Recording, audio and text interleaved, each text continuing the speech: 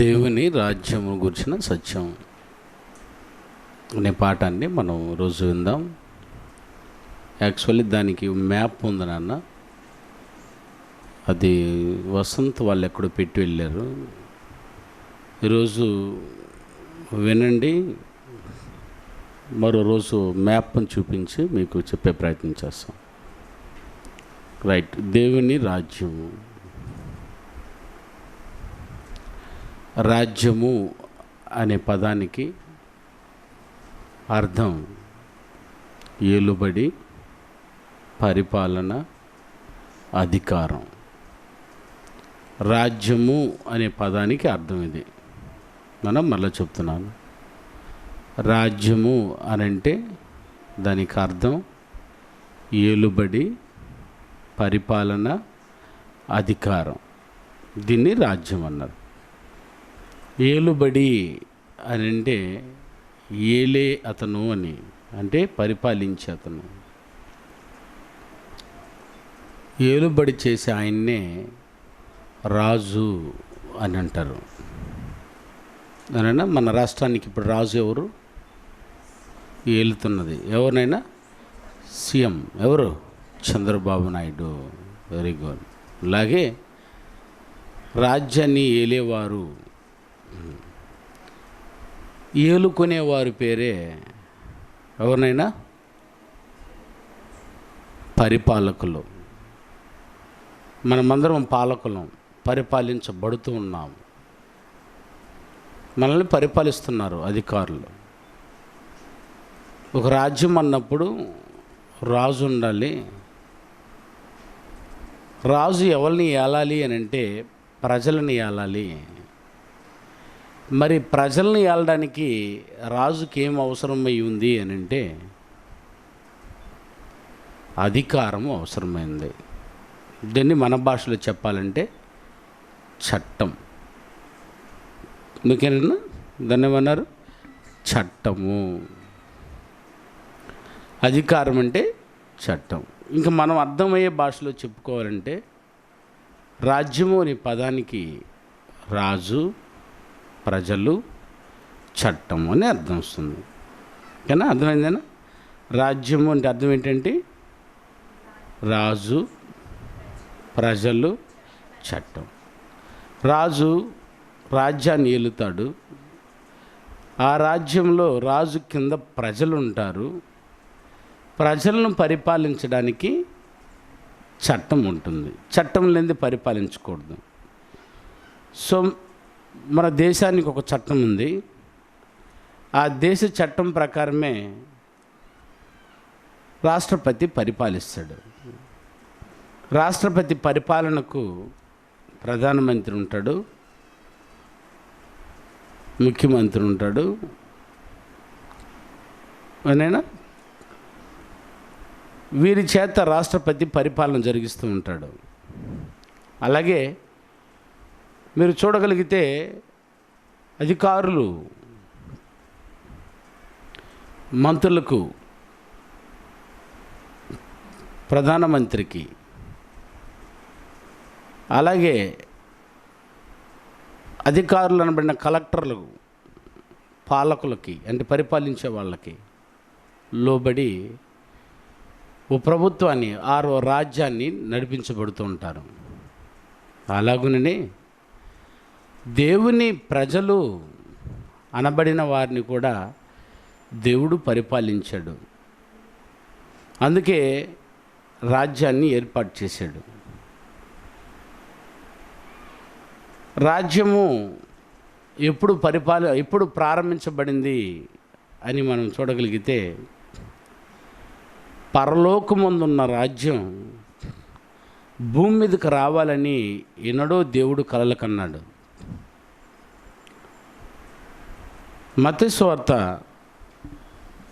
9వ అధ్యాయంలో యేసు ప్రభు వారు తన శిష్యులకు నేర్పుతున్న సందర్భం మనకందరికీ తెలుసు. ఒకసారి చూడండి అన్న, మత్తయి సువార్త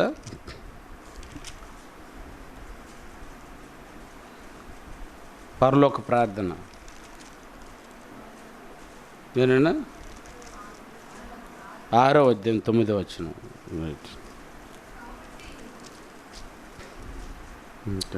మత్తయి సువార్త 6వ అధ్యాయము 9వ వచనం. రైట్, 6వ అధ్యాయము 9వ వచనం. యేసుప్రభువు వారు చెప్తున్నారు, కాబట్టి మీరిలాగు ప్రార్థన చేయండి, పరలోకమందున్న మా తండ్రి, నీ నామము పరిశుద్ధపరచబడునుగాక, నీ రాజ్యము వచ్చుగాక అని ప్రార్థన చేయండి అని శిష్యులకు యేసుప్రభువు వారు నేర్పుతున్నారు. నీ రాజ్యం వచ్చుగాక అని. నీ రాజ్యం వచ్చుగాక అంటే మనం ఏమనుకుంటున్నామంటే రాజ్యం అంటే ఒక ఊరు, అంతేనా? అంతేనా? కొన్ని కుటుంబాల యొక్క కలయికే విలేజ్, అంతేనా? కొన్ని విలేజ్లు పంచాయతీల కలయికే మండలం, కొన్ని మండలాల యొక్క కలయికే డిస్టిక్, కొన్ని డిస్టిక్ల యొక్క కలయికే రాష్ట్రం, కొన్ని రాష్ట్రాల యొక్క కలయికే ఏనా దేశం, కొన్ని దేశాల యొక్క కలయికే ప్రపంచం. ఇది ఏర్పాటు. ఇప్పుడు ఇలా పిలుచుకున్నాం. ఒకనాడు రాజులు రాజ్యాన్ని పరిపాలించారు, తెలుసు కదన్నా? చక్రవర్తులు, అశోక చక్రవర్తి ఏనా, రాజులు. ఇప్పటికీ వెంకటగిరి రాజా అని పిలువబడే వెంకటగిరిలో కూడా రాజులు ఉన్నారు, వాళ్ళందరూ పరిపాలించారు. చంద్రగిరి రాజా మన కడప దగ్గర పోయేటప్పుడు ఒక ఊరు ఉంది, తెడ్డు. అవునా? Very good. వెంకటగిరి రాజా స్కూలా, కాలేజ్? విఎస్ వాళ్ళదేనా? ఓ, విఆర్సి అంటే అదేనా? అది వెంకటగిరి రాజా కాలేజ్ నిజానా? ఇప్పుడు రాజులు ఉన్నారు, రాజులు రాజ్యంలో ఉన్నారు. ఇప్పుడు రాజ్యము అని అంటే ఒక ఊరు అనే అభిప్రాయాన్ని నేడు వీళ్ళు కలిగి ఉన్నారు. ఈ లెక్క ప్రకారం అయితే మా రాజ్యానికి రాజు పలానాయన అని అంటారు, అవునా? చాలామంది రాజులు పరిపాలించిన దాఖలాలు చరిత్రలో మనం చూస్తాం, పుస్తకాల్లో. అంటే రాజ్యము అని అంటే ఒక రాజు ఉన్నాడు, ఆ రాజ్యము అని. కానీ ఇక్కడ యేసుప్రభు వారు రాజ్యాన్ని గురించి మాట్లాడుతూ నీ రాజ్యం వచ్చుగాక అంటున్నాడు. రాజ్యం వచ్చుగాక అంటే కొన్ని గ్రామాలు ఊడొస్తున్నాయనా, లేదా కొన్ని గ్రామాలు కదిలి వస్తున్నాయనా? కొన్ని గ్రామాల కలయికనే ఆ రోజు రాజ్యంగా పిలువబడింది. ఆ రాజ్యం ఊడి వస్తుందనే దాని అర్థం. అంటే అర్థం తెలియాలి. అంటే నీ రాజ్యం వచ్చుగాక అని ప్రార్థన చేయి అంటున్నారంటే రాజ్యం అనే పదానికి డెఫినేషన్ అది. ఏది? నీ ఏలుబడి, నువ్వురా, మమ్మల్ని ఏలుదువురా అని. ఇది నేర్పించే సమయానికి ఇజ్రాయేల్ తికమకలు ఉన్నారు. రాజు మనుషుల రాజ్యాన్ని కలిగి అది చాట్లో చూద్దరు, తలకిందులైపోతున్నారు. హింస. మనుషుల రాజ్యం వచ్చిన తర్వాత రక్తం చిందించడమే. దావీదు చేతులు రక్తంతో తడిచిపోయింది. ఏమండి, సౌలు రాజు అయినప్పుడు చూసారా? ఎప్పుడు చూసిన యుద్ధాలే, అందులో ప్రజలందరూ చనిపోతున్నారు. అందుకని వద్దు, ఈ రక్తకాండ వద్దు, అసలు నీ రక్తం చేతులతో నాకు మందిరం కూడా కట్టొద్దు అన్నాడు దేవుడు. అయితే మరలా నువ్వేరా అని అన్నప్పుడు ఇలాగ ప్రార్థన చేయడం నేర్చుకుని దేవుని అడగండి అని యేసుప్రభు వారు వాళ్ళకి చెప్తున్నారు. నీ రాజ్యము వచ్చుగాక, నీ రాజ్యం వచ్చుగాక అన్నారంటే ఇంతకు మునుపు ఏమైంది ఆ రాజ్యం? అపోస్తుల కార్యములు 1వ అధ్యాయము 7-8 వచనాలను మనం చూడగలిగితే యేసుప్రభు వారు అపోస్తులకి ఇంకొక మాట చెప్పి వెళ్తూ ఉన్నారు. చూడండి, అపోస్తుల కార్యములు 1వ అధ్యాయము 7-6 కాలములను సమయములను తండ్రి తన స్వాధీనమందు ఉంచుకొని ఉన్నాడు. 6వ వాక్యం చదువునన్నా. 6వ వచనంలో వాళ్ళు అడుగుతారు యేసుప్రభు వారిని. కాబట్టి వారందరూ యేసుప్రభు దగ్గరికి కూడి వచ్చినప్పుడు, ప్రభువా వాళ్ళకి చూడండి, ఈ కాలం ముందు యేసుప్రభు ఉన్నారు. అప్పుడు అపోస్తులు అడుగుతున్నారు సందర్భాన్ని.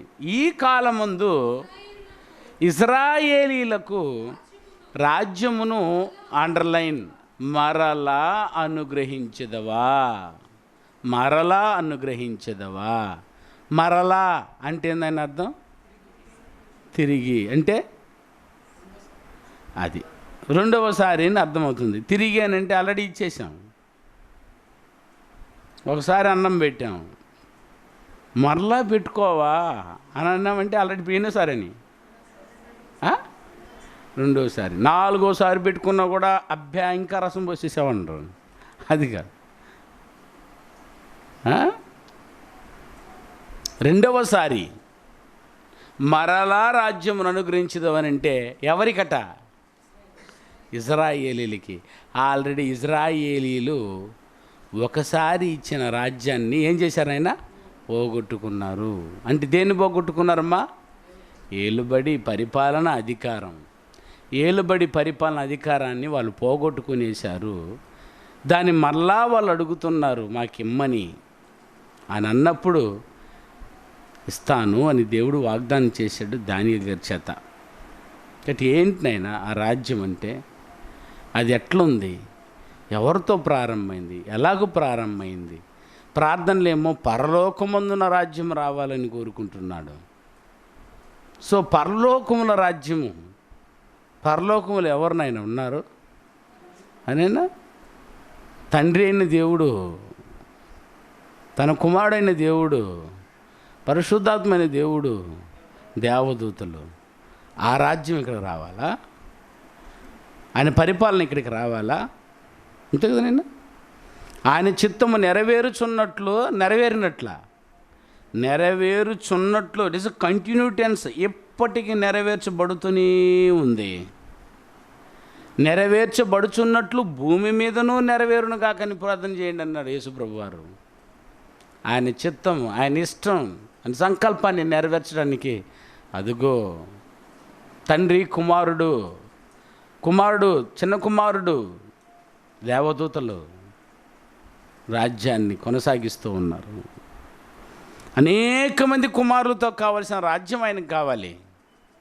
అది భూమి మీద ప్రారంభించాలి అనుకున్నాడు. అలాగే భూమి మీద ప్రారంభం చేశాడు. దానినా ఎవరితో? ఆదాము హవ్వలతో. ఆదాము హవ్వలను కలగజేసిన తర్వాత రాజ్యము భూమి మీదకు రాబడడం జరిగింది. ఆ రోజు డైరెక్ట్గా ఎవరి మీదకి వచ్చింది? ఆయన ఎవరి మీదకి వచ్చింది రాజ్యం? ఆదాము హవ్వలకు. అంటే ఇప్పుడు ఆనాడు ఆదాము హవ్వలను ఎవరు పరిపాలించారు? అదేనా దేవుడు. ఇంకా ఆదాము దగ్గర నుండి దాదాపు మోషే వరకు, బాగా గుర్తించాలి, ఆదాము దగ్గర నుండి మోషే వరకు రాజ్యం కొనసాగింపు ప్రారంభమైంది. ఆదాముతో ప్రారంభమైన రాజ్యం మోషే వరకు చూడగలిగితే అక్కడ రాజు రావాలి, యథావిధిగా ప్రజలు ఉండాలి, అదేవిధిగా చట్టం ఉండాలి. సో చూద్దారా మీరు సహోదరుడు ఎవరు రాసి పెట్టారు ఇక్కడ? ఆయనన్నా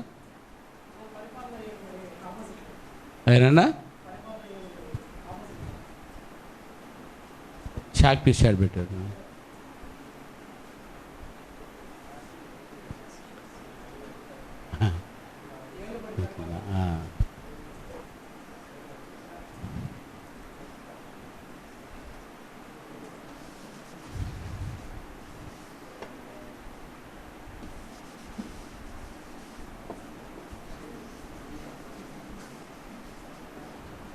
రైట్.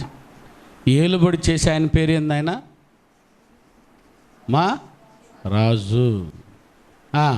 పాలకుల్ని ప్రజలు. Very good. మన భాషలోకి వచ్చేసాం. తర్వాత నా అధికారం వెరీ గుడ్. చట్టం. ఇవి ఇందులో 3 యుగాలు. నేనైనా పితరుల యుగం ఆదాము దగ్గర నుండి మోషే వరకు. ఓకేనా? ఎవరి దగ్గర నుండి ఎవరి వరకు? ఆదాము దగ్గర నుండి మోషే వరకు. ఇప్పుడు రాజు ఎవరినైనా ఇక్కడ అయ్యా? అదే ఆదాము దగ్గర నుండి ఎవరైనా మోషే దాకా. ఆదాము దగ్గర నుండి మోషే వరకు వీరిని పరిపాలించింది ఎవరినైనా? యెహోవా దేవుడు.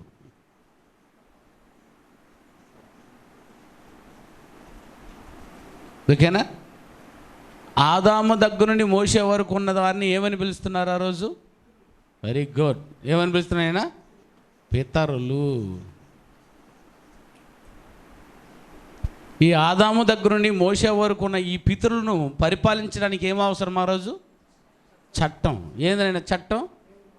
ఏనైనా దేవుని నోటి మాట. నోటి మాటే చట్టంగా పిలువబడింది. ఇది చార్ట్ తయారవుతుంది.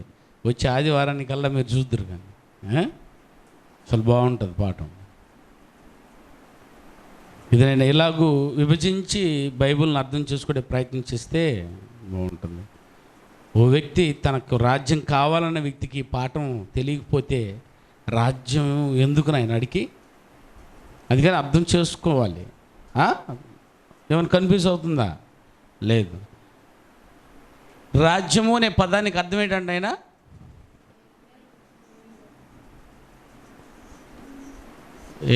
రాజ్యం అనే పదానికి అర్థం ఏంటి? రాజు ఉండాలి, ప్రజలు ఉండాలి, చట్టం ఉండాలి, కలిపితే దీని పేరేంటి? రాజ్యం. అలాగూ మొదటి రాజ్యం ఆదాము దగ్గర నుండి మోషే వరకు. ఆదాము దగ్గర నుండి మోషే వరకు ఉన్నది ఏ యుగం అయినా? ఆ పితరుల యుగంలో రాజు ఎవరు? యెహోవే రాజు, ప్రజలు పితరులు, చట్టం నోటి మాట. నోటి మాటే. ఈ నోటి మాట కూడా ఎవలాగ మాట్లాడేవారు? దేవుడు కంటికి కనబడ్డ కదా, ఆయన స్వరాన్ని ఎవరు వినలేదు కదా. అది అనడం మరలా కనిపిస్తావకూడదు. దేవుడు మాట్లాడాలంటే ఎవరు కావాలైనా? నేను మాట్లాడాలంటే కూడా ఎవరు కావాలా? అన్నిటికీ ఊపే మాకు ఎవరైనా నేను మాట్లాడాలని ఎవరు కావాలా? ఇప్పుడు నేను ఎవరిని? నేను కూడా ఆత్మనే, దేవుడు కూడా ఆత్మే, దేవుని కుమారుడైన యేసుక్రీస్తు వారు ఆత్మే, పరిశుద్ధాత్ముడు కూడా ఆత్మే. ఆత్మ అయిన దేవుడు ఆత్మ మాట్లాడాలి అని అంటే అర్థమైనా? ఆత్మకు రూపమేది గనుక ఆత్మ మాట్లాడాలంటే ఖచ్చితంగా దానికి ఏముండాలైనా? దేవ దూత. మనం మాట్లాడడానికి దేవుడిచ్చింది అయినా నోరు, శరీరం. అవునా? ఈ శరీరం దేంతో చేయబడింది? మట్టి. మట్టి ఎవరా? దేవదూత. అంతే. ఇప్పుడు అర్థమైందైనా? ఇప్పుడు దేవుడు మాట్లాడడానికి దేవదూత చేత మాట్లాడుతున్నాడు. పలుసార్లు దేవుడు దేవదూత ద్వారా మాట్లాడినటువంటి దాఖలాలు పితరుల దగ్గర ఎక్కువ ఉన్నాయి. ఎలాగ ఉన్నాయి అని అంటే, ఆ రోజు కుటుంబం అనబడినటువంటి వారిలో కుటుంబ పెద్దలతో ఆ రోజు మాట్లాడేవాడట దేవుడు. ఎవరితో మాట్లాడతానైనా? కుటుంబ యజమాని. అది పెద్ద కుటుంబ యజమాని ఎవరినైనా? పాస్టరా? ఎవరైనా? తండ్రి. ఆ రోజు కుటుంబ పెద్దలు ఏమైంది? గుమ్మని పెట్టుకొని విను. ఆ రోజు కుటుంబ యజమాని ఎవరినైనా? కుటుంబ యజమాని తండ్రి. ఎవరు? నాన్న, భర్త. ఆయనే కుటుంబానికి హెడ్. ఇప్పుడు కూడా కుటుంబానికి హెడ్ ఆయనే కదా. ఆయనే అనంటే సరాసరి దేవుడు నేరుగా వచ్చి కుటుంబ సభ్యులందరితో మాట్లాడలేడు. ఎవరితో మాట్లాడితే సరిపోద్ది? కుటుంబ పెద్దతో, కుటుంబ యజమానితో మాట్లాడేస్తే కుటుంబ యజమాని వచ్చి ఏం చేయాలైనా? కుటుంబ సభ్యులతో మాట్లాడుకోవాలి. అర్థమైందా? ఆదాముతో మాట్లాడితే అవునా కదా? అలాగ నోవాహుతో మాట్లాడితే నోవాహు కుటుంబంతో, అబ్రహాం మాట్లాడితే అబ్రహాం, యాకోబుతో మాట్లాడితే అనగా మోషే దాకా దగ్గర మోషే దాకా దేవుడు ఇలాగే కుటుంబ పెద్దలతోనే మాట్లాడాడు, విత్ దేవదూతలతో. మర్చిపోకూడదు. మళ్ళా దేవుడే మాట్లాడతాడు అంటారు మీరే, మళ్ళా దేవుడు కంటికి కనబడు, ఆయన స్వరం వినబడ్డు అంటారు మీరే అని అనబాకండి, కన్ఫ్యూజ్ అయ్యి. అర్థమైనా? ఎక్కడ దేవుడు మాట్లాడాలనుకున్న 3 యుగాలలో ఆయన దేవదూత ద్వారానే మధ్యవర్తిగా మాట్లాడేవాడు. ఇద్దరు కొడతా వచ్చి వెళ్ళి తీసుకో, బయట వదిలేవాడిని, తీసుకెళ్ళి బయటికి. ఓకేనా? ఏం మాట్లాడాడో ఆయన ఏది చెప్తే అదే, కుటుంబం అంతా దానికి లోబడి ఉండాలి. ఓకే? కుటుంబంలో ఏదైనా జరిగిందంటే వెంటనే కుటుంబ యజమానికి తెలియజేయాలి. కుటుంబ యజమాని అదుగు దానికి సలహా తీసుకొని చెప్పేవాడు. ఇలాగూ దేవుని యొక్క నోటి మాట ఆ రోజు పితరుల యుగంలో కొనసాగింది. అదేనా? పితరులు కాస్త పరిపక్వత నొందుతూ వచ్చారు. పితరులందరూ పరిపక్వత నొందిన వారే ఒక్కసారిగా దేవునికి దూరం అయిపోయే పరిస్థితి వచ్చింది. అదేనా? దేవుణ్ణి మరచిపోయేటటువంటి ఒక కాలానికి వచ్చారు. ఆ దేవుణ్ణి ఎరగనికి తరం ఒకటి వచ్చింది. ఐగుప్తుకి వెళ్ళిపోయారు ఈ పితరులుగా పిలువబడినటువంటి యాకోబు దాకా, తెలుసు కదనైనా?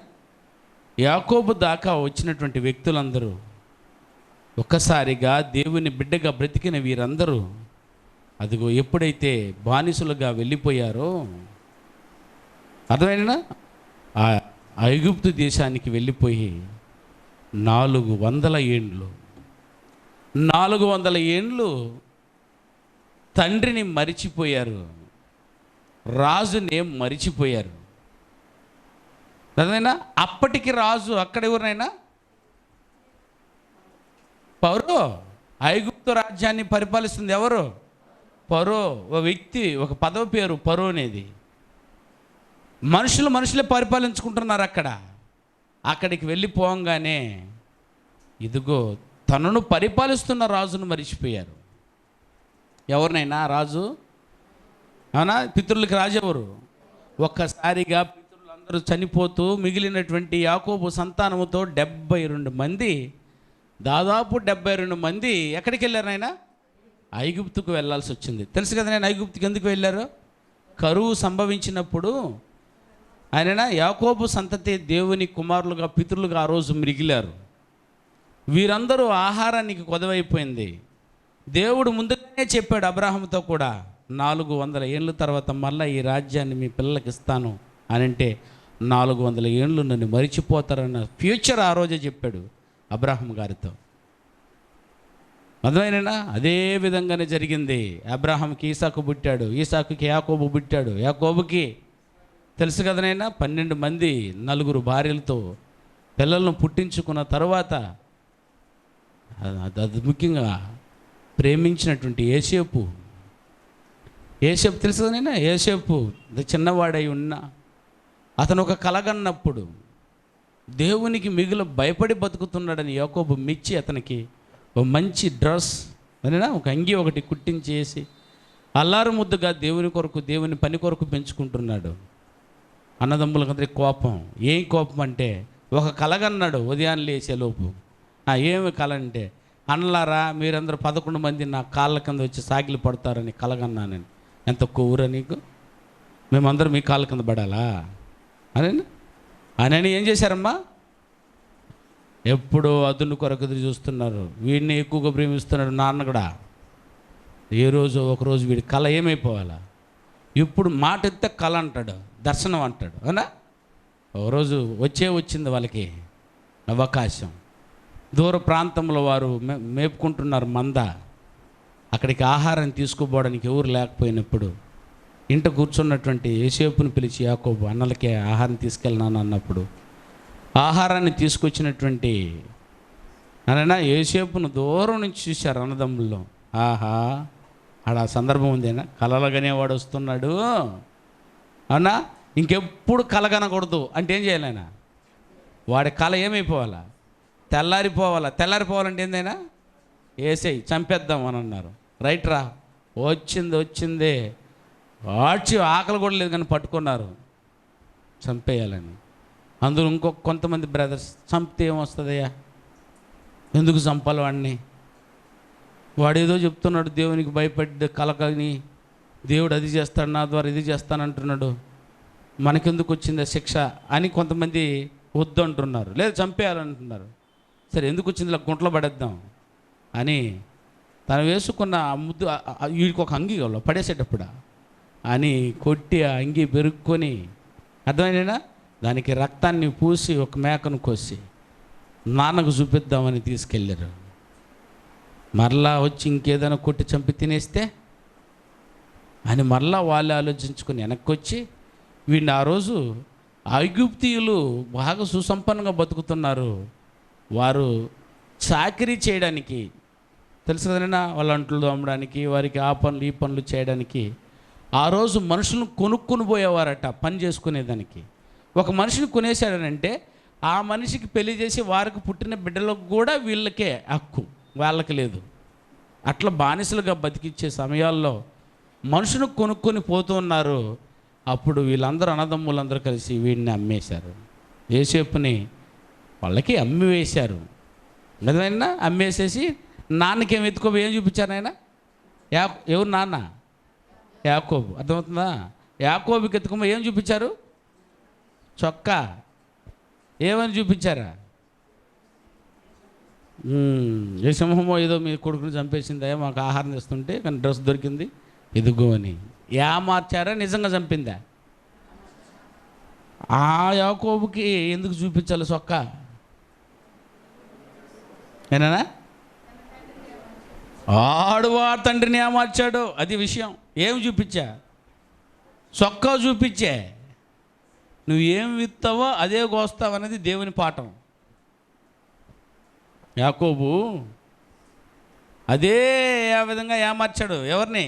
ఈసాకుని. ఈసాకు గుడ్డుడైపోయాడు వయసు అయినప్పుడు. యాకోబు ఏసావు అన్నదమ్ముళ్ళు, అవును కదైనా? ఈసాకుకి అన్నంటే ఇష్టం, పెద్దోడంటే ఇష్టం. ఎవరైనా ఏసావు ఏమని ఏటకూర తెచ్చి పెడతాడు, మాంసానికి ప్రేమిస్తున్నాడు ఒక కొడుకుని, ఇంకొక చిన్న కొడుకుని ఏం ప్రేమిస్తుంది రెబ్కా. ఇంకేం ఎందుకు ప్రేమిస్తుంది ఆమెని? ఆ పని అటు ఇటు అంది. నైనా షాప్ పోయారాబో అది ఎత్తి ఇది ఎత్తి అంటే చక్కగా కూర్చొని వంట రూమ్లో బాగా తింటున్నాడు. ఇట్లా ఒక్కొక్కరిని పంచుకుంటున్నారు తల్లిదండ్రులు కూడా. మీరు తల్లిదండ్రులు నెరవేరని దేవుని సంకల్పం, తల్లిదండ్రుల పెంపకంలో నెరవేరని దేవుని సంకల్పం అనే పాఠంలో మీరు విని ఉంటారు. దాన్ని అలా పంచుకున్నారు. నాయన ఆ రోజు ఆశీర్వాదాన్ని నేను నీకు ఇచ్చేస్తానని కుటుంబ యజమాని ఈసాకు ఏశావుతో అని చచ్చేటప్పుడు ఇంకేకి ఏటకూరుడికి ఏటకూర తెస్తే నిన్ను దీవించేసి నేను చచ్చిపోతాను అన్నాడు. ఈ గుడ్డోడు పరిగెత్తాడు ఏమి తేడానికి, ఏటకి. ఇంట్లోనే వేట ఉందన్న సంగతి తెలియదు. వెంటనే భార్య కొడుకుని పిలిచి పంపించి తొందరగా మన మందలో పోయి మంచి బలిసిన దాన్ని తీసుకొచ్చేసి వేటకూరలా చేసేస్తా నేను, ఎత్తుకోబోయేసి మీ అన్నలాగా నటించి ఆశీర్వాదాన్ని కొట్టేసేయని. ఆ రోజుల్లో తల్లిదండ్రులు దీవెన గొప్పగా ఉండేది. అదైనా దీవించితే అలాగే దీవించబడతారు. ఎందుకంటే కుటుంబ యజమానితో దేవుడు మాట్లాడుతున్నాడు కనుక. ఎవరినైనా ఆశీర్వదించాడా అయినా వారు ఆశీర్వదించబడతారు. వారు ఎవరైనా శపించారా శపించబడతారు. అది తర్వాత ప్రవక్తలకు మార్చాడు దేవుడు. ఈ గొప్ప వరాన్ని కలిగినటువంటి ఈసాకు తన బిడ్డను దీవించాలనుకున్నాడు. కళ్ళు లేనప్పుడు అయినా యాకోబు మోసగాడై, అవునా, లోపలికి ఏటకూర తీసుకుని వెళ్ళి డాడీ అన్నాడు. మీకోసం చెప్తున్నా, డాడీ ఈ గొంతు ఏదో వేరేగా ఉంది. ఎవరు నువ్వు? నేనే.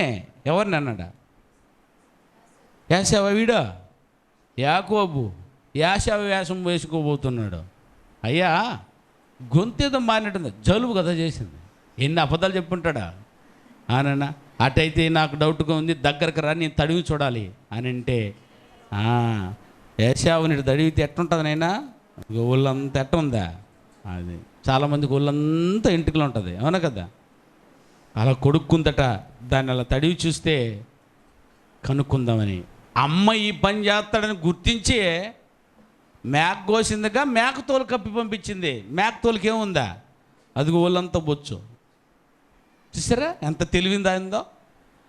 దగ్గరకు పోయినప్పుడు తడిమితే ఒట్టి ఇంటికలు కనబడుతున్నా. రైట్, నువ్వెవరివే అని శుభ్రంగా దీవించి తినేసి పంపించేశాడు.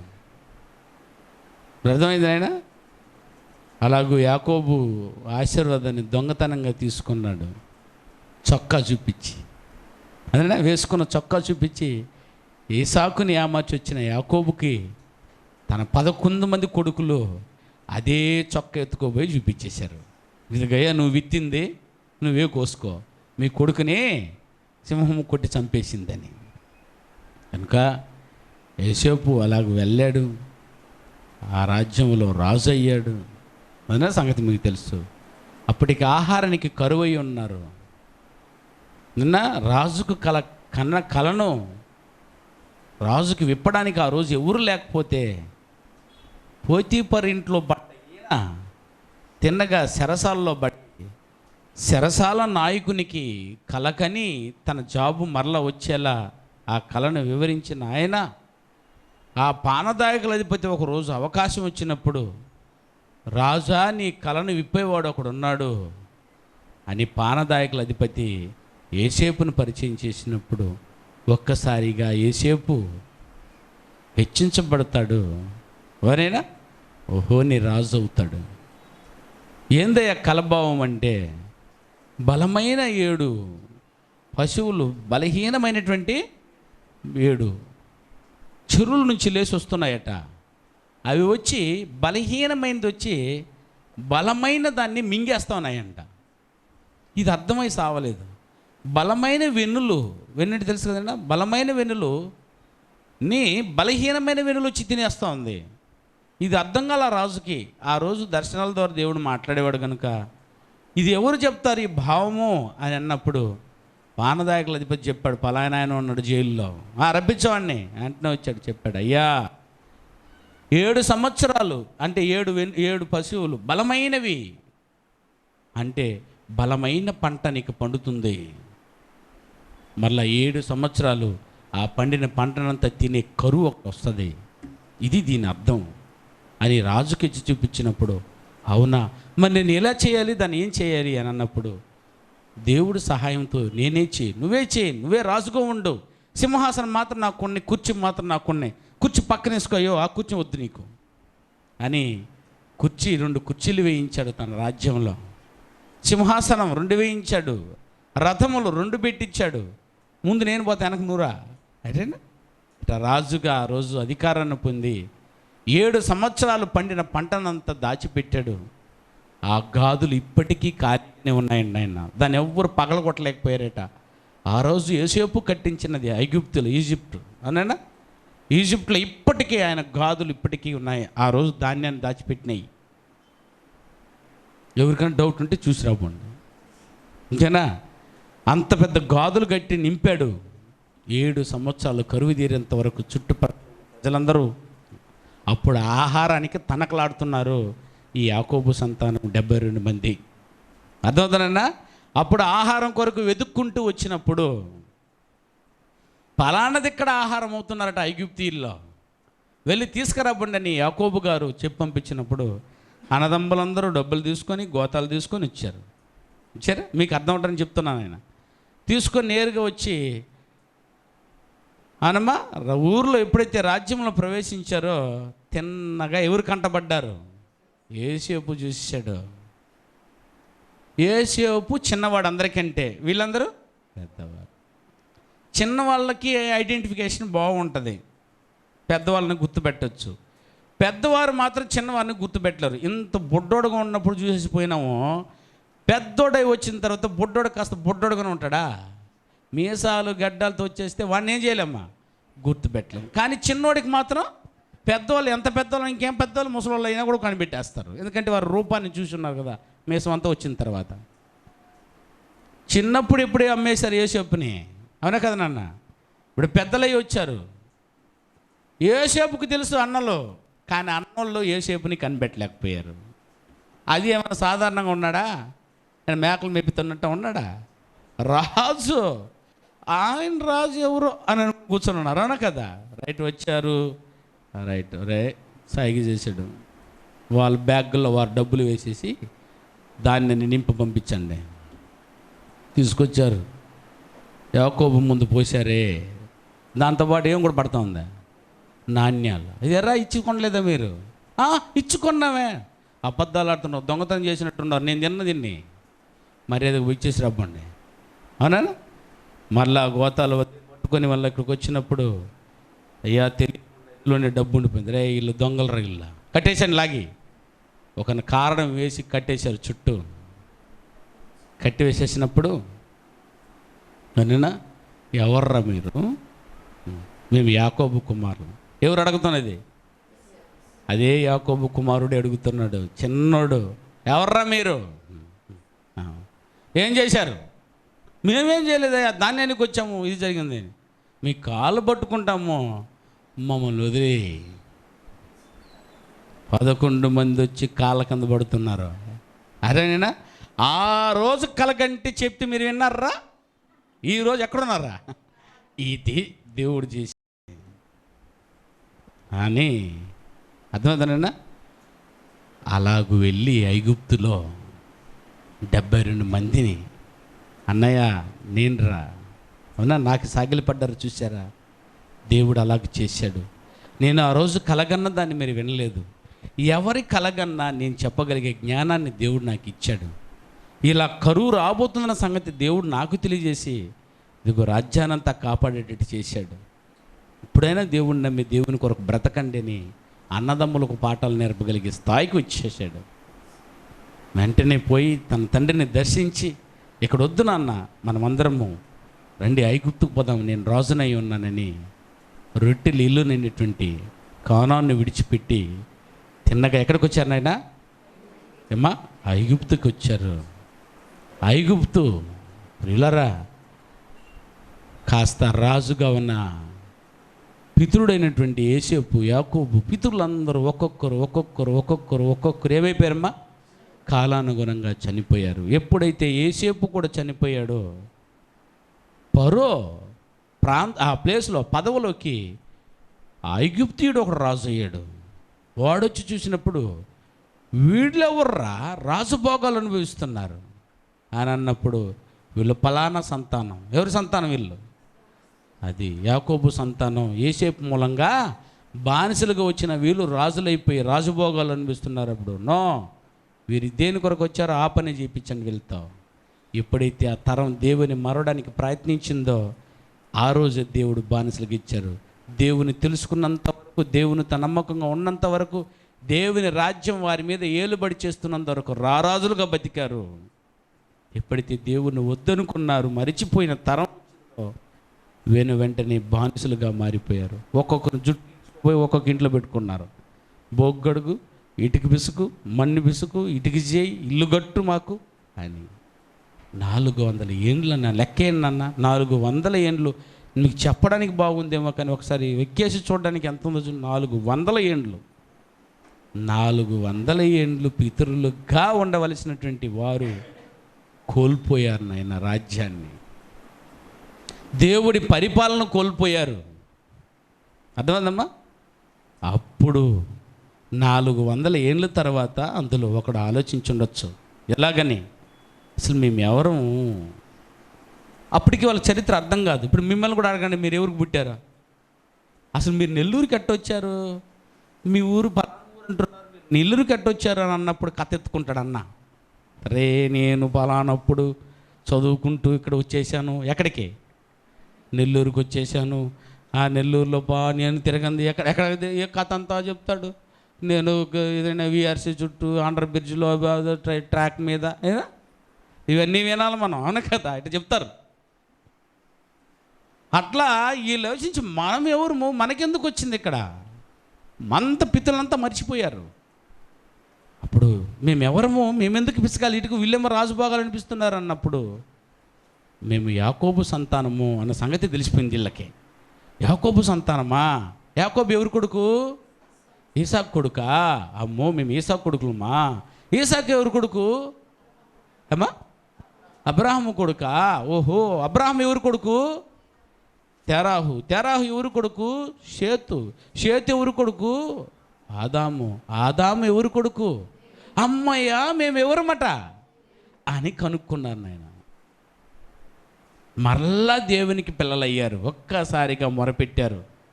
అతను 400 ఏళ్ళ తర్వాత తండ్రి అని మొరపెట్టారు. అప్పుడు దేవుడు రైట్, మీకు తండ్రినే అంటే నాయనా మీకు రాజునై ఉంటాను, మాకు రాజు అని. అర్థమైనా? పితరులు కాస్త ఇప్పుడు ఏమిగా మారిపోయారంట నాయనా? పితరులు కాస్త ఏమిగా మారారమ్మా? వెరీ గుడ్, ఇశ్రాయేలీలుగా మారారు.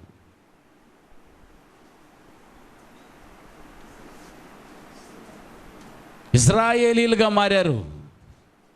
ఈ ఇశ్రాయేలీలకు ఇప్పుడు రాజు కావాలి. మొదట పరిపాలించాడే ఆదాము దగ్గర నుండి మోసే వరకు. ఆయనేనా? ఆయనే మాకు.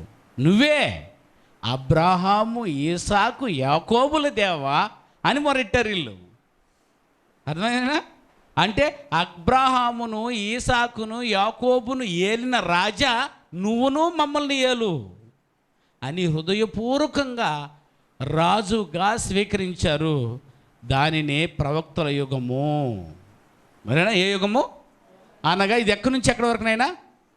మోషే దగ్గర నుండి దాదాపు క్రీస్తు, యేసుక్రీస్తు వరకు ఇక్కడను హృదయపూర్వకంగా ఎంచుకున్నారు. ఎవరినైనా? యెహోవా దేవుణ్ణి రాజుగా. ఎవరు? ఇశ్రాయేల్. ఇశ్రాయేల్ అంటే అర్థమైనా? ఎవరి సంతానం? యాకోబు. ఇశ్రాయేల్ అనే పేరు ఎవరికి ఇవ్వబడింది? యాకోబుకి. యాకోబుకి పుట్టినవారు ఇశ్రాయేలీలు. అర్థమైనా? పితరులు కాస్త ఏమిగా మారారు అంటే దేవుని రాజ్యం ఎవరి మీదకి వచ్చిందే వారు ఎవరంటే వాళ్ళే దేవుని పిల్లలు. వాళ్ళు ఎవరినైనా? ఇంతకు మునుపు దేవుని ప్రజలు ఎవరు? పితరులు. దేవుని ఆజ్ఞకు లోబడిన వారు ఎవరు? పితరులు. పితరులు కాస్త ఏమగా మారిపోయారు? ఇప్పుడు ఇశ్రాయేలీలుగా మారిపోయారు. అర్థమైనా? ఇశ్రాయేలీలను ఇప్పుడు ఏం చేస్తున్నాడు దేవుడు? పరిపాలించడం ప్రయత్నించాడు. ఎలా పరిపాలించాడు అని అంటే తిక్కమక్కలాడతారు ఇల్లు, అందుకని నేను దూరంగా ఉంటాను అన్నాడు. కుటుంబ పెద్దలతోనే మాట్లాడే ఈయన తిన్నగా తన మాటను కొంచెం దూరం తీసుకున్నాడు. అర్థమైనా? ఎలాగ వెళ్ళిపోయాడనంటే నేను కుటుంబ పెద్దలతో మాట్లాడను అనైనా ఆ రాజ్యంలో ఉన్న వారందరిలో ఒక్కరిని ఎంచుకొని అతని ద్వారా మాట్లాడతాను. అర్థమైందమ్మా? ఆ రోజు గొప్పగా అనైనా రాజుల కాలానికి, వారు కోలుకున్న రాజుల కాలాలోపు ఆ రోజు ప్రవక్తలు ఎంచుకున్నాడు దేవుడు. గొప్ప ప్రవక్తే మోషే. మొట్టమొదటి ప్రవక్త ఎవరినైనా? మోషే. ప్రవక్త అనే పదానికి అర్థం ఏం తెలిసినైనా? దేవుని నోరు. దేవుని నోరు అంటే ఆ నోరు ఎవరిని మాత్రం చెప్తుంది? ఎవరు చెప్పేది చెప్తుంది? అది ఎవరి దగ్గర? అదే దేవుడు వచ్చి ప్రవక్త చెప్తే ప్రవక్త వచ్చి రాజుకు చెప్పాలా. అదేనా? ప్రవక్త వచ్చి ఎవరికి చెప్పాలా? రాజుకు చెప్పాలా. రాజు వచ్చి ఎవరికి చెప్పుకోవాలా? ప్రజలకు చెప్పాలి. అంటే అధికారుల మూలంగా ప్రజలకు చెప్పాలి. ఇది మోషే దగ్గర నుండి యేసుక్రీస్తు వరకు కొనసాగించింది ఈ రాజ్యం. అర్థమైందా? అప్పుడు రాజు ఎవరు? యెహోవా దేవుడే రాజు అయి ఉన్నాడు. కానీ పరిపాలన మాత్రం ఎలాగుంది అని అంటే అర్థమైందేనా? అది ప్రవక్త చెప్తాడంతే. అందరు బయలుదేరండి. ఎక్కడికి? కానానికి పోదాం. మరలా కానానికా? కానాన్ నుంచి వచ్చిన 72 మంది 6 లక్షల కాలుబలం అన్నాడు. 6 లక్షల కేవలం నడవగలిగిన వారే అంట. కాలుబలం అంటే అర్థమేనా? నడవగలిగిన వారు. నడవలేని వల్ల సంకలో ఆయనైనా భుజాల మీద లేదా మంచాల మీద, ముసలోళ్ళు మంచాల మీద, సంకల్లో బుడ్డోళ్ళు, అవునా కన్నా ఈ లెక్క మొత్తం చూడగలిగితే దాదాపు 23 లక్షల మంది ఉండొచ్చు. ఇది కరెక్ట్ కాదు నాయన, ఊహించారు పండితులు. 23 లక్షల మంది ఉండొచ్చు అటని. అర్థమైందేనా? ఇంతమంది ఇజ్రాయేలీలు ఒక్కసారిగా లేచి నడవాలి అని అంటే అదిగో ప్రవక్త మోషే వచ్చి చెప్పాడు, నైనా మీరు దేవుని బిడ్డలరా, మీరెందుకు ఇక్కడ అల్లాడుతున్నారు? మీకు పాలు తేనె ప్రవహించే దేశాన్ని ఇస్తాను, నువ్వు రా అని పిలిచినప్పుడు వారందరూ నమ్మారు. అననా వారిని నమ్మించడానికి అనేక అద్భుత కార్యాలు చేశాడు. పట్టుకుంటే కర్ర, వదిలిపెడితే పాము, లేదా నమ్మరు. అర్థమైందేనా? అంత గొప్ప అద్భుతాలు చేసి ఇజ్రాయేలీలను కానాను నుంచి ఐగుప్తు నుంచి కానానుకు తీసుకొచ్చి నడిపించాడు. అర్థమైనా? తీసుకొచ్చి కానాను చేర్పించిన తర్వాత మాకు నువ్వు వద్దు, ఇంతే కదండి మనం కూడా అనేది. అవసరం తీరితే అక్క మొగుడు కుక్క అయ్యాడని ఒక సామెత ఒకటి ఉంది. దేవుణ్ణి వద్దనుకుంది ప్రియులారా. ఎప్పుడైతే ఇజ్రాయేలీలు కానాన్లో వచ్చి చేరుకున్నారో కానాన్ని పంచుకునేశారు. సుసంపన్నమైన దేశం. పాలు తేనె అంటే పాలు తేనెలు ప్రవహిస్తుందని కాదు, సుసంపన్నమైన దేశం అని దాని అర్థం. గొప్పగా ఇటు తూర్పు పడమర ఒక్కొక్కరు పంచుకునేసి సుసంపన్నంగా ఉన్నప్పుడు ఒక్కసారిగా మరలా దేవుణ్ణి మరిచిపోయే ఓ యుగం ఒకటి పుట్టింది. ఎంత బాధేస్తుందనైనా, అంత భద్రంగా కాచి కాపాడిన దేవుని ఎట్ట మర్చిపోతామని చెప్పు. మీ నాన్న మీరు మర్చిపోతారు నాన్న? ఇప్పటికి కూడా మీ నాన్న మర్చిపోయిన వాళ్ళు ఉన్నారు. చచ్చిపోయి ఉంటాడు. ఇప్పుడు మా నాన్న కూడా చచ్చిపోయాడు, కానీ కొన్ని జ్ఞాపకంలో మిగిలిపోతూనే ఉన్నాడు. అవునా కదా? చచ్చిపోయినాయనే మళ్ళీ జ్ఞాపకం చేసుకుంటున్నామంటే సజీవంగా ఉన్న కన్న తండ్రిని ఇంకా మరిచిపోయే అవకాశం మనుషులకి అడ్డొచ్చింది. గర్వం కదా నాన్న, మరిచిపోయేస్తున్నారు. నువ్వు వద్దు మాకు, సరేనా? మేము మాకు వద్దు అన్నారు. మరి ఎవరు న్యాయం తీర్చేది ఎవరంటే ఆ రోజు న్యాయాధిపతులు పుట్టుకొచ్చారు. వారి మాట కొద్ది కాలంగానే మిగిలింది. వారు కూడా మాకొద్దు, మాకు మనుషుల రాజ్యాన్ని ఇవ్వు, మేము కూడా పరిపాలించుకుంటాం అని అన్నారు. అప్పుడు సమూయేలు గారు బాలుడుగా ఉన్నాడు, తెలుసు కదా నేను. తాను ఎదిగనించి తాను ప్రవర్తనగా చేసుకొని అతని ద్వారా రాజును ఇజ్రాయేలీలకి సౌలునిచ్చాడు. అనగా డైరెక్ట్గా సమూయేలుతో దేవుడు మాట్లాడతాడు. ఇట్లాంటి దుర్మార్గులతో డైరెక్ట్గా నేను మాట్లాడకూడదు అనుకున్నాడు దేవుడు. ఇగో నేను ప్రవక్త మాట్లాడతాను, ప్రవక్త వచ్చి రాజుతో మాట్లాడతాడు. ఆ రోజు ఆ ప్రవక్త సమూయేలు ప్రవక్త రాజుగా సౌలుని అభిషేకం చేసి ఇజ్రాయేలీకి మొదటి రాజుగా ఇచ్చాడు. అప్పుడు తండ్రిని దేవుడు ప్రవక్తతో మాట్లాడితే ప్రవక్త వచ్చి రాజుతో మాట్లాడితే రాజు వచ్చి ప్రజలతో ఎలాగో దేవుని మాట్లాడింది. అంటే దేవుడు దూరం అయ్యాడా లేదనన్నా? మనుషులకి దూరం అయ్యాడు. ఎలా పరిపాలన జరిగింది? ఎవరి దగ్గర నుంచినైనా?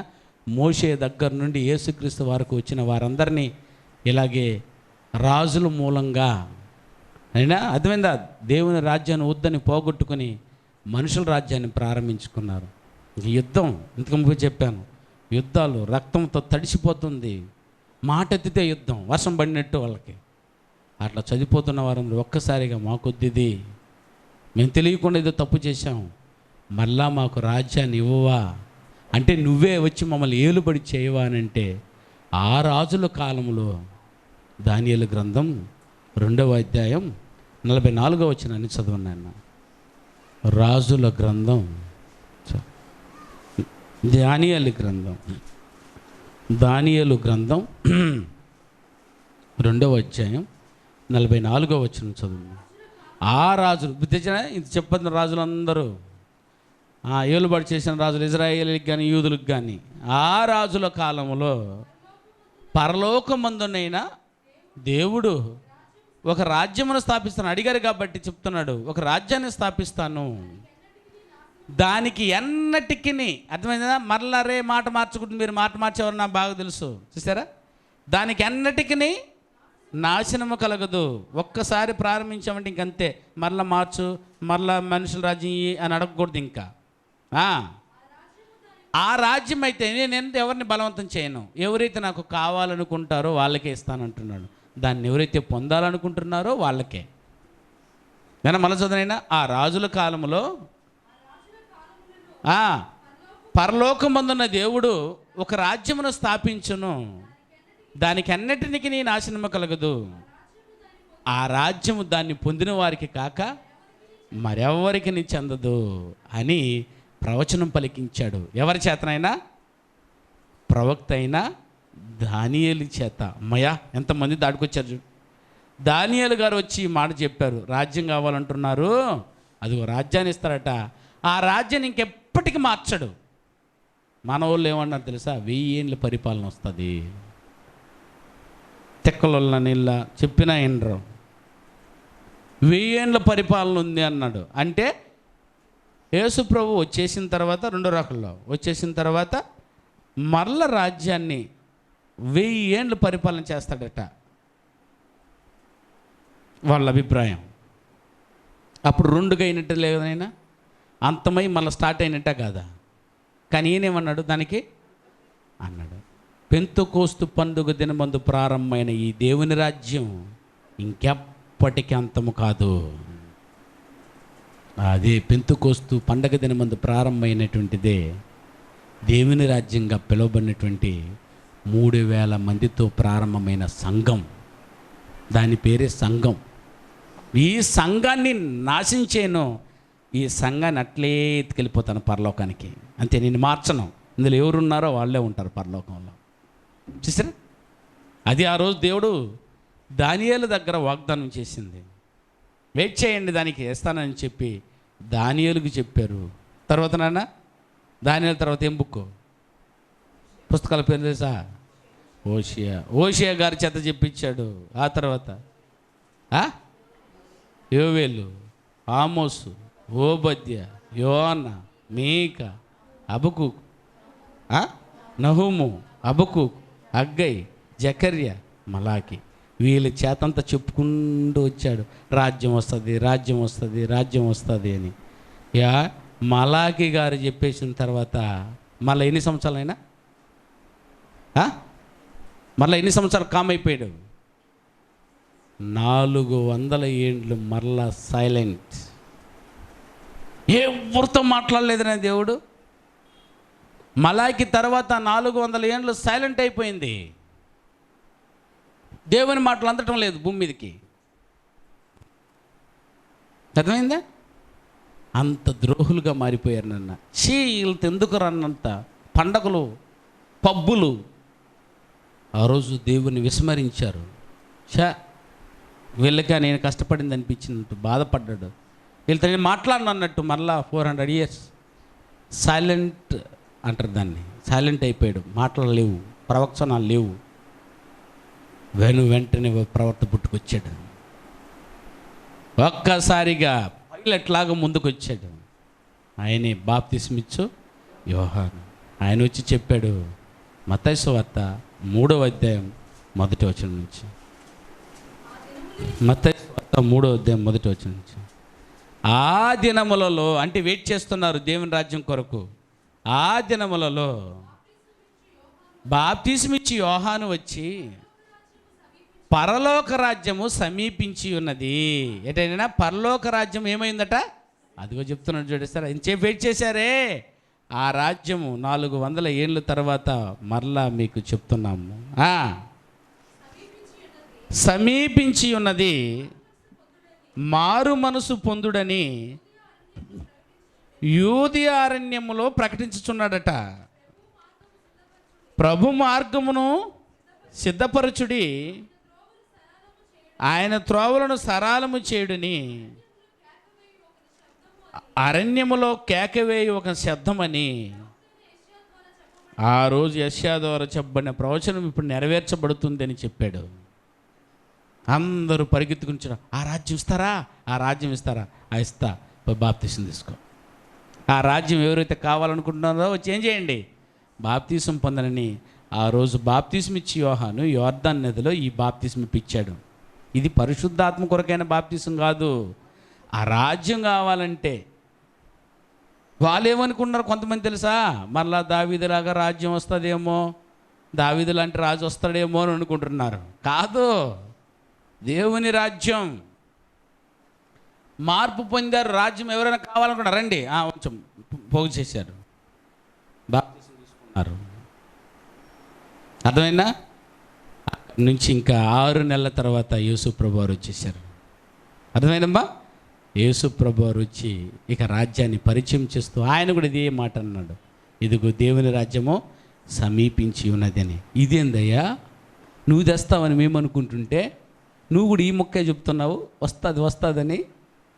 ఎప్పుడు ఇస్తావు అని అడిగేదానికి వచ్చేసారు. అది అపోస్తుల కార్యంలో అడిగింది. ఇశ్రాయేలీలకి రాజ్యమును మరలా ఇప్పుడు పోగొట్టుకున్నారు కదైనా మరలా అనుగ్రహిస్తావా అని అన్నప్పుడు అది తెలుసుకోవడం మీ పని కాదు. అనా వెళ్ళండి. పెంతెకోస్తు పండగ దినమందు పరిశుద్ధాత్మతో 3,000 మందితో ప్రారంభమైంది దేవుని రాజ్యం.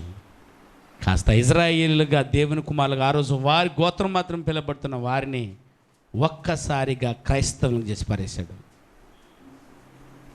నేనేనా క్రైస్తవులు చూసారు. దేవుని రాజ్యం ఇప్పుడు ఎవరి మీదకి వచ్చిందనైనా క్రైస్తవులు. క్రైస్తవులు అంటే అర్థమేనైనా క్రీస్తును ధరించుకున్న వారు. క్రీస్తుని ఎవరైతే ధరించుకొని ఉన్నారో, క్రీస్తులో ఎవరైతే ఉన్నారో వారి పేరే క్రైస్తవులు. వీళ్ళెవరైనా దేవుని కుమారులు అనబడతారు. అంటే ఇప్పుడు దేవుని రాజ్యం ఎవరి మీద మాత్రం ఉంటుంది? అది వెంటనే క్రైస్తవులు ఎప్పుడైతే మారారో రాజును కూడా మార్చేశాడు. యెహోవా దేవుడు రాజుగా ఉన్న అర్థమైనా ఈ క్రీస్తు యుగం వచ్చేలోపు ఏం చేశానైనా రాజు ఎవరిని పెట్టానైనా సర్వాధికారమును ఎవరికి ఇచ్చానైనా క్రీస్తుకి. ఇప్పుడు రాజు ఎవరైనా యేసుక్రీస్తు వారు. ప్రజలు ఎవరు? ఓకే. ఇప్పుడు ఇక్కడ చట్టం ఇక్కడ మర్చిపోయాను. దీని చట్టం ఏందైనా ఇజ్రాయేల్కి చట్టం ఆ రోజు దేవుడు ప్రవక్త ద్వారా మాట్లాడంటే ఏనైనా ధర్మశాస్త్రం. ధర్మశాస్త్రంతో దేవుడు మాట్లాడాడు ఆ రోజు. ఇక్కడికి వచ్చేలోపు క్రైస్తవ వచ్చేలోపు ఏం చేశానైనా చట్టం మార్చాడు. ఏదట? క్రొత్త నిబంధన. మనసుల మీదను హృదయముల మీదను దీన్ని వ్రాసి నిబంధనను స్టార్ట్ చేశాడు ఈ రాజు. అర్థమైనా పితరులుగా ప్రారంభమైన దేవుని ప్రజలు ఇజ్రాయేలీలుగా మారారు. ఇజ్రాయేలీలుగా మారిన వారు క్రైస్తవులుగా మారిపోయారు. ఈ క్రైస్తవులు అని అన్నప్పుడు అందరూ ఏదైనా యూదుడైనా ఇక్కడ కేవలం ఇజ్రాయేల్ మాత్రమే ఉంటారు. అక్కడ ఇక్కడికి వచ్చేలోపు యూదుడైనా గ్రీకు దేశస్థుడైనా అంటే అన్ని జనులైనా, స్త్రీ అయినా, పురుషుడైనా, దాసుడైనా, దాసి అయినా అందరూ ఈ రాజ్యంలోనికి ప్రవేశించేటట్టు దేవుడు ఒక ఏర్పాటు చేశాడు. ఆ రాజ్యమే క్రైస్తవ రాజ్యం, క్రీస్తు రాజ్యం. అదేనా క్రీస్తు రాజ్యంగా పిలువబడిన సంఘం. ఆ సంఘంలోకి పిలువబడ్డాడు.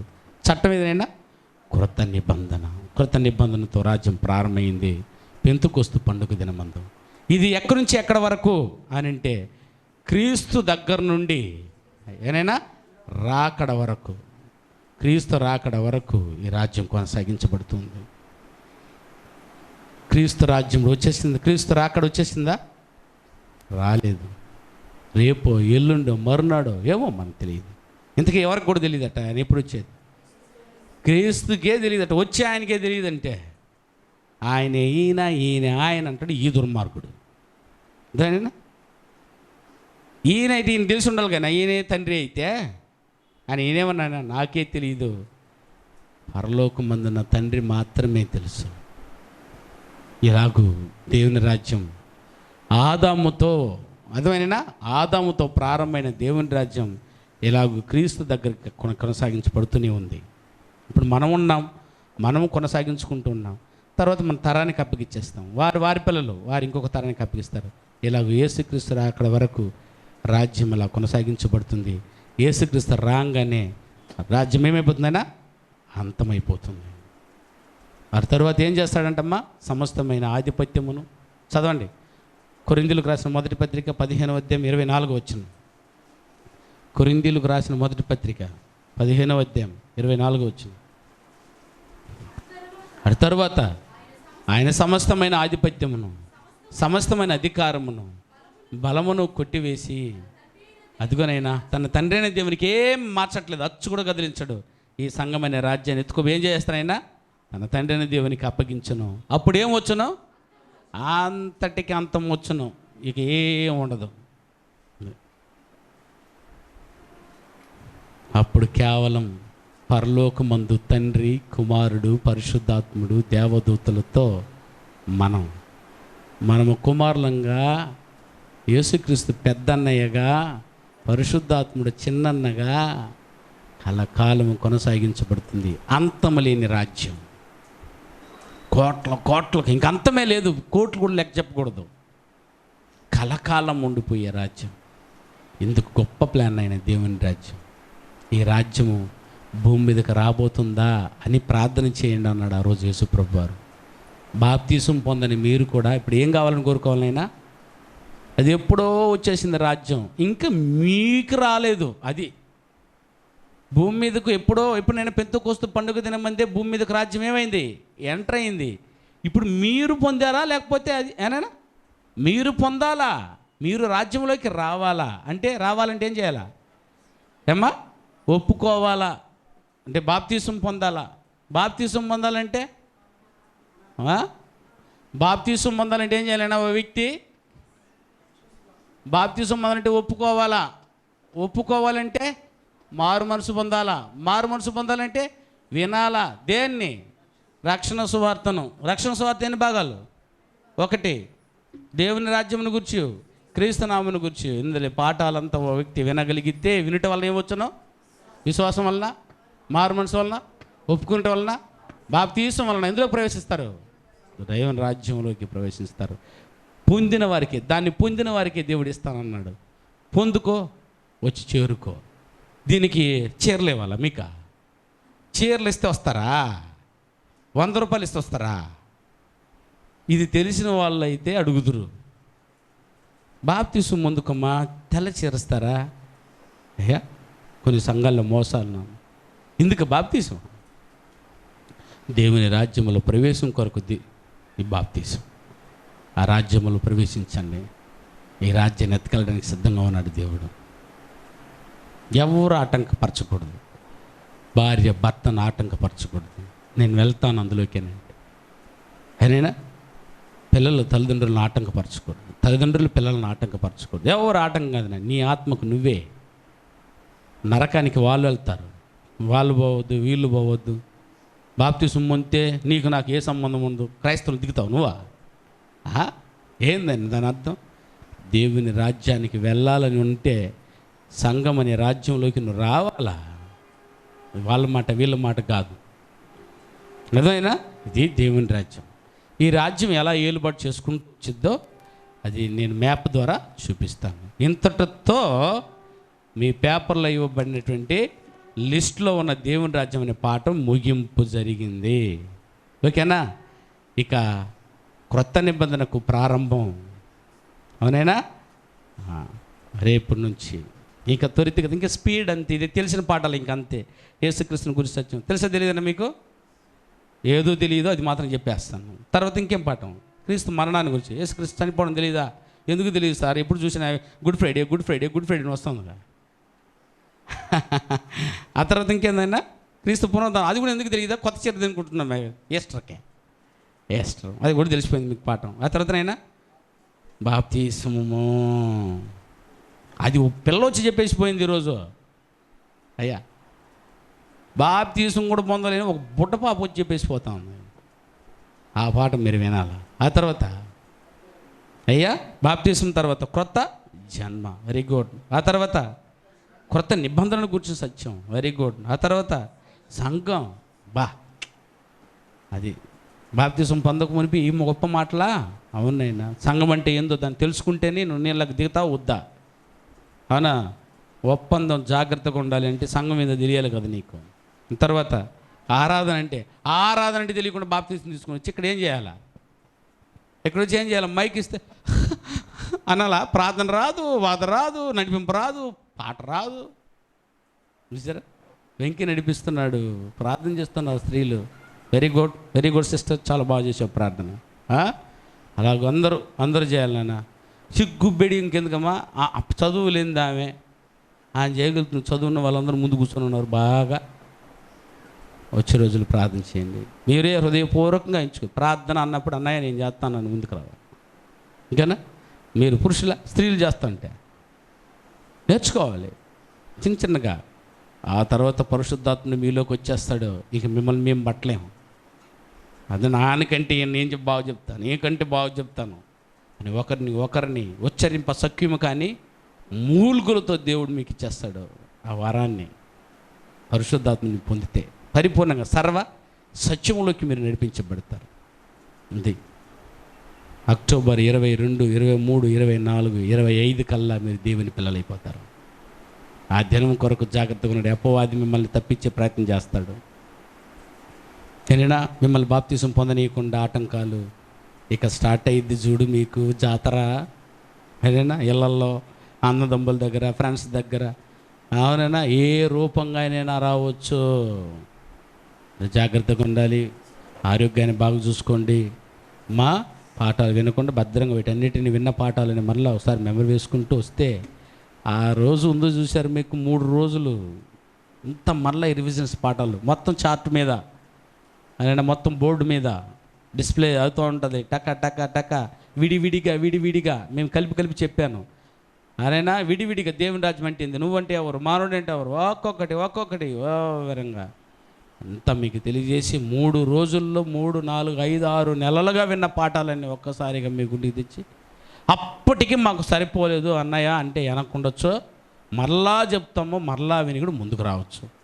లేదన్నయ్య బాగా అర్థమైపోయింది, నేను ఇదిగో రాజ్యములోకి నేను ప్రవేశించాలనుకుంటున్నానండి, ఎవరికైతే ముందు వస్తారో వారికి ఆ రోజు బాప్తిస్మం ఇద్దాం. ఓకేనన్నా? ఇది ఒక్కసారిగా పునాది కరెక్ట్గా ఉన్నిందా, సత్యంత వరకు కరెక్ట్గా ఉంటారు. కరెక్ట్గా బాప్తిస్మే కరెక్ట్గా తీసుకో. పునాది కరెక్ట్గా అయిపోతే ఇంత అసలు ఎక్కిస్తామా? బొత్తుని పడిపోయి ఉండదా? ఎట్టేసాం తెలుసా? 9 అడుగుల నుంచి వేసుకొచ్చాము. ఏది పునాది వేసుకొచ్చాం కాబట్టి 5వ అంతస్తు కూడా నిలబడి ఉంది చూడు మన బిల్డింగ్. ఎంతమంది ఎక్కుతున్నారు? అయినా 200 మంది కూర్చొని బిల్డింగ్ బాగుంది, పడిపోయిందా? బేస్ లేకుండా వేసి ఉంటే కుప్ప కూలిపోయి బైబిల్ విజ్ఞాన కళాశాల పడిపోయి ఇంతమంది చచ్చిపోయారని పేపర్లు వచ్చేసేది. అలాగే మీరు బాప్తిస్మం ఇప్పుడు చూడండి ఎంత దిట్టంగా ఉంటారో. బాప్తిస్మం పాఠాలు విన్న తర్వాత ఇప్పుడు మీరు అడుగుతూ ఉంటారు, ఎదుటి వారు ఏదైనా తక్కువ మాట్లాడుతున్నారు అనుకో, బాప్తిస్మం సంగతి తెలుసుకోకుండా మాట్లాడుతున్నాడు అనుకో, రే కూర్చో, అదేనా నేర్పుతారు. ఇంకా బాప్తిస్మం అంటే ఏందో చూడు, సువార్త ఎన్ని ఉందో చూసుకో, దేవుని రాజ్యం అంటే ఏందో చూసుకో అని అన్నప్పుడు బోధకుడు కూడా నూరు వెళ్ళబోతాడు. మంచి పునాదినైనా వేసుకోండి, దేవుని రాజ్యంలోకి ప్రవేశించండి. బైబిల్ విజ్ఞాన కళాశాల నెల్లూరు ప్రిన్సిపాల్ పి. మోజస్ రఘు గారి కలం గలం నుండి వెలువడిన అద్భుతమైన ఆధ్యాత్మిక ప్రసంగాల ఆడియో, వీడియో సీడీలు, డివిడీలు మరియు పుస్తకముల కొరకు సంప్రదించవలసిన చిరునామా బైబిల్ ఎడ్యుకేషనల్ లెర్నింగ్ సెంటర్ వారి బైబిల్ విజ్ఞాన కళాశాల Nellore 16-3-350 Muthyalapalem, Ramalingapuram, Nellore. Pin code 524003. Cell numbers 9440910008. మరొక నంబరు 7095910008.